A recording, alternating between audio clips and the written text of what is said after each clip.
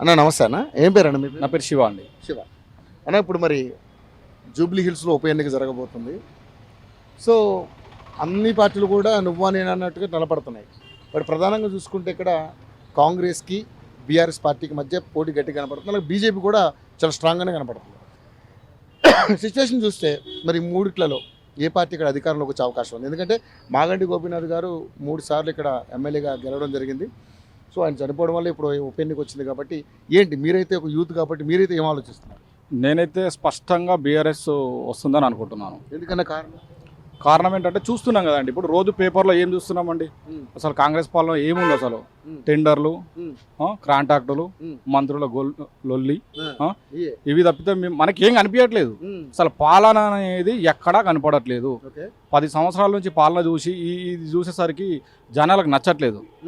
ముఖ్యంగా ఏంటంటే మనకి అంటే ఒక రంగం అని కాదు, ప్రతి రంగంలో మనం వెనుకబడిపోతున్నాం. 10 సంవత్సరాల్లో కేసీఆర్ ఇక్కడ ఉండే తెలంగాణ ఇక్కడ పెట్టాడు. ఏ రంగాన్ని, ఐటీ రంగాన్ని చూసుకున్నా, ముఖ్యంగా ఐటీ రంగాన్ని చూసుకుంటే మనకు చాలా కంపెనీలు వెళ్ళిపోతున్నాయని వింటున్నాం. ఇప్పుడు కేటీఆర్ చాలా కష్టపడి కంపెనీలు తీసుకొస్తే వీళ్ళ కమిషన్ల కోసం వీళ్ళు డబ్బులు వాళ్ళకి ప్రెజర్ చేస్తూ కంపెనీలు ఇక్కడ నుంచి వెళ్ళగొట్టే ప్రయత్నం జరుగుతుంది. అంటే అట్లా ప్రతి రంగంలో చూసుకుంటే, ఇంకా ముఖ్యంగా ముఖ్యంగా జూబ్లీ హిల్స్ ఓటర్లకు చెప్పేది ఏంటంటే, జూబ్లీ హిల్స్ ఓటర్లారా, విజ్ఞానవంతులైన ఓటర్లారా, రాష్ట్రంలోనే అత్యంత అక్షరాస్యత ఉండి విజ్ఞానవంతమైన ఒక కాన్స్టిట్యున్సీ జూబ్లీ హిల్స్. రాష్ట్రంలో పరిస్థితి బాగాలేదు, గ్రామాలలో అయితే పరిస్థితి అసలే బాగాలేదండి. కరెంటు కానివ్వండి, యూరియా బస్తాల కోసం కొట్టుకుంటున్నారండి.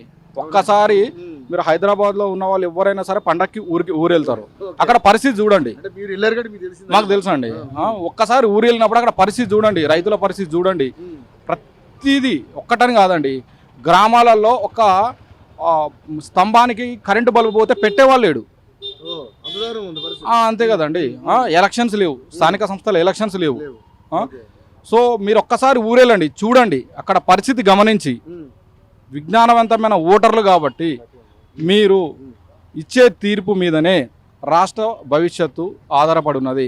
మీరు మొట్టికాయ చేస్తే ఇక్కడ ఒక్కసారి ఓడగొట్టి చూడండి, భారీ మెజార్టీతో ఒకసారి బీఆర్ఎస్ గెలిపించి చూడండి, భయపడతారండి వాళ్ళు. కానీ ఇప్పుడు ఉన్నటువంటి అధికార పార్టీని గెలిపించుకుంటేనే పనులు జరుగుతాయి అనేది వాళ్ళు చెప్తున్నటువంటి మాట. ఎందుకంటే ఓటర్ నాడు కూడా అదే విధంగా ఆలోచిస్తుంది అనేది కూడా రకరకాల ఎలిగేషన్స్ వస్తున్నాయి.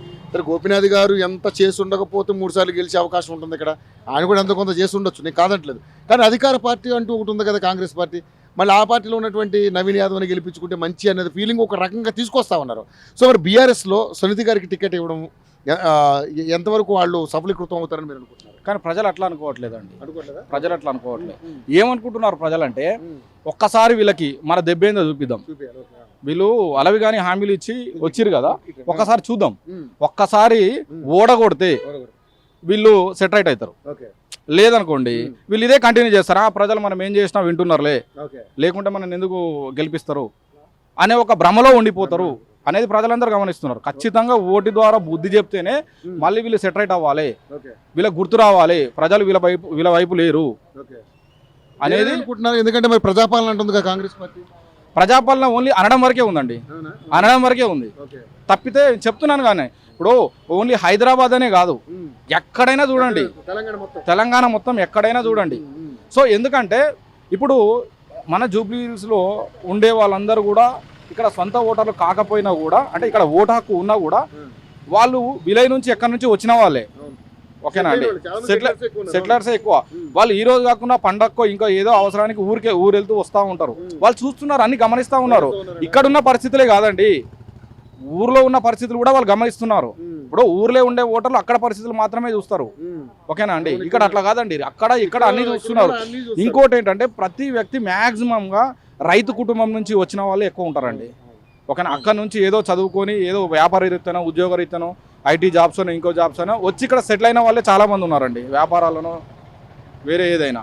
ఓకేనా, సో వాళ్ళందరూ గమనిస్తూ ఉన్నారు, ఇంతకుముందు ఎలా ఉండే, ఇప్పుడు ఎలా ఉంది, బిఫోర్ ఎలా ఉండే కాంగ్రెస్ పాలన, ఆ మధ్యలో 10 years ఎట్లా ఉంది అనేది ప్రతిదీ గమనిస్తూ ఉన్నారు. సో ఖచ్చితంగా నేను అనుకుంటున్నానైతే నార్మల్గా ఈ చిన్న 5-10 వేల మెజార్టీ కాకుండా అంతకన్నా ఎక్కువ మెజార్టీతోనే బీఆర్ఎస్ని గెలిపిస్తారండి. గెలిపించుకోవాల్సిన బాధ్యత కూడా వాళ్ళపైన ఉందని అనుకుంటున్నారు, ఫీల్ అవుతున్నారు వాళ్ళు. కానీ మరి ఇక్కడ సిచ్యువేషన్ ఏంటంటే 6 గ్యారెంటీలతోటి వాళ్ళు రుణమాఫీ చేశామని చెప్పేసి 6 గ్యారెంటీల్లో మెయిన్ రైతులకి రుణమాఫీ చేశాం 2 లక్షలు అని చెప్పి చెప్తా ఉన్నారు. మీరేమో రైతుల గురించి కూడా ఎందుకంటే మీరు ఊరి నుంచి వచ్చినా ఇక్కడ బతుకుతున్నారు, ఇక్కడ ఓటు సంపాదించుకున్నారు, ఇక్కడ జూబ్లీ హిల్స్లో ఏంటనేది మీకు కూడా తెలుస్తుంది సిచ్యువేషన్ ఏంటనేది. మరి దీన్ని ఎలా చూస్తారు మీరు? ఒకటి చెప్పాలా అండి, వేరే వాళ్ళ గురించి ఎవరితో వద్దు, నాదే ఇస్తా, నాదే ఇస్తా. ఓకేనండి, చెప్పాను కదా, అందరం రైతు కుటుంబం నుంచి వచ్చిన వాళ్ళమే, అందరికీ ఊర్లలో భూములు ఉన్నాయి, వచ్చి స్థిరపడిన వాళ్ళే.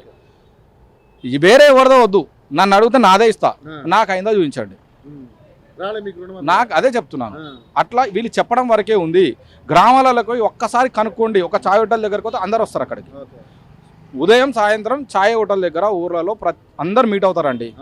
ఓకేనా అండి, అక్కడికి వెళ్ళి జస్ట్ ఒకసారి అడగండి. మీ న్యూస్ ఛానల్ తర్వాత నేను అడుగుతున్నానండి, ఒక్కసారి మీరు గ్రామాలలోకి వెళ్ళి ఒక చాయ్ బండి దగ్గరికి వెళ్తే అందరు కనిపిస్తారు, వాళ్ళకి వచ్చిందా కనుక్కోండి ఒకసారి. ఎవరికి రాలేదండి, ఒక 10% కూడా రాలేదు, ఒక 10% వ్యక్తులకు కూడా రాలేదు. మీరే ఒకసారి కనుక్కోండి సార్. మరి ఇప్పుడైతే ఎంత రావచ్చు అనుకుంటున్నారు మెజార్టీ? ఎందుకంటే సునీత గారు మాగంటి గోపీనాథ్ గారు సతీమణి కాబట్టి మరి ఆవిడ కూడా పాపం తిరుగుతూ ఉంది, భర్తను కోల్పోయి చాలా బాధలో ఉన్నటువంటి పరిస్థితి. కేసీఆర్ గారు కూడా ఆమెని హక్కును చేర్చుకుని ఒక మంచి టికెట్ అయితే ఇక్కడ ఇవ్వడం జరిగింది. సో ఎట్లా ఉండదు సార్? నేనైతే ఈ 5-10 వేలు కాదండి, ఇంకెక్కువ వస్తుందండి మెజార్టీ. అందరూ ఏమనుకుంటున్నారంటే ఒక 10,000 5,000. బీజేపీ క్యాండిడేట్ కూడా గట్టిగానే ఉన్నాడు కదా, లంకల్ దీపక్ రెడ్డి. మరి ఏమైనా ఓట్లు చీలే అవకాశం? సార్ ఎంత చీలినా కూడా ఓకేనా అండి, బీజేపీ ప్రభావం అయితే ఇప్పటివరకు అయితే అంత కనిపించట్లేదు మాకైతే. చూద్దాము, బట్ ఎంత కాదనుకున్నా 5-10 వేలు కాదండి, ఎక్కువ మెజారిటీతో మాత్రం ఖచ్చితంగా బీఆర్ఎస్ వస్తుంది, రావాలని కూడా మేము కోరుకుంటున్నాం. నవీన్ యాదవ్ కూడా మంచి క్యాండిడేటే కదా, ఇక్కడ గట్టి క్యాండిడేటే కదా, ఎట్లా ఉండబోతుంది పోటీ? సార్ ఇప్పుడు గత చరిత్ర, గత నేపథ్యం చూసుకొని కూడా అందరూ చూస్తారండి. ఎందుకంటే మీకు ఇప్పుడే చెప్పాను, ఇక్కడ వ్యాపారాలు కానీ వీధి వ్యాపారం నుంచి చిన్న కర్రీ పాయింట్ నుంచి మొదలుకొని చాలా వ్యాపారాలు చేసుకునే వాళ్ళు ఇక్కడ ఉంటారు. వాళ్ళకి కావాల్సింది భద్రత అండి. సో గత నేపథ్య పార్టీలో భద్రత లేదంటారు ఈ ప్రభుత్వం. అదొకటి కాకుండా ఇది ఎక్స్ట్రా యాడ్ అన్నమాట, అర్థమైందండి, ఎక్స్ట్రా అన్నమాట. సో మీరు మరీ చూజ్ చేసుకొని మీరు తీసుకొచ్చుకున్నారు, కానీ గత నేపథ్యం గత చరిత్ర చూసుకుంటే కూడా ప్రజలు భయపడే పరిస్థితి ఉందండి.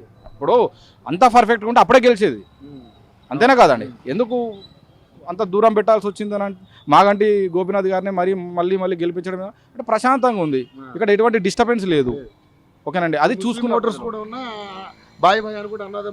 అందరితో కలిసిమెలిసి ఉన్నారు, కానీ ఇక్కడ ఎటువంటి కమ్యూనిటీకి సంబంధించిన వాటి ఏం గొడవలు కానీ అల్లరు కానీ ఏం లేవండి. అందరితో ఆయన కలిసిమెలిసి ఉండేవాడు, ఎటువంటి గొడవలు అల్లరు లేవు. ఇక్కడ జూబ్లీ హిల్స్ ప్రజలు కూడా అదే కోరుకుంటారండి, ఓటర్ కూడా అదే కోరుకుంటారు కదా. వ్యాపారాలు చేసుకునే వాళ్ళు కూడా ఏం కోరుకుంటారండి, అదే కావాలి కదా, అంతే కదండి. సో ఆ ప్రకారంగా తీసుకుంటే ఇప్పుడు మేము రకరకాలుగా వింటూ ఉంటాము, పాతవి అన్నీ కానీ ఇప్పుడు కొత్త కానీ హప్తాలని ఇంకేదో వింటూ ఉంటాము.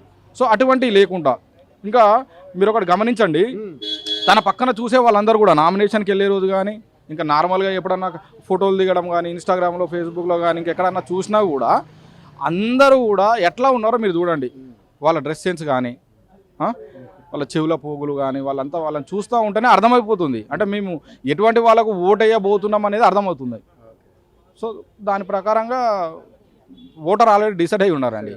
జస్ట్ డేట్ కోసం అబ్సల్యూట్లీ చూస్తాం కదండి, అది చెప్పకూడదు, ఓటింగ్ రోజే తెలుస్తుంది. ఎస్ షూర్, అంతే అండి. Thank you so much.